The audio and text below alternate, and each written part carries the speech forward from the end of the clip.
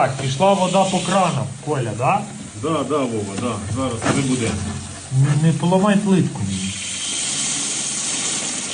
Спускаємо, щоб залити оцю всю історію. Що, все? Ну не біжить вже, бо треба цей. Дати трошки воздуха, да?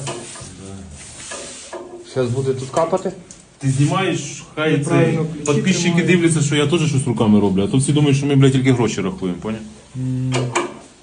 Але це руки відвикли.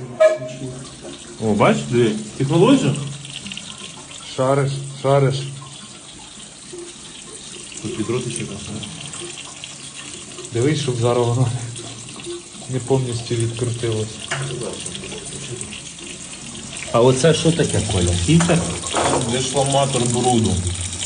Тобто там збирається бруд, і потім ти раз в сезон, коли сервіс системи, відкриваєш, і воно все, весь цей шлак змивається.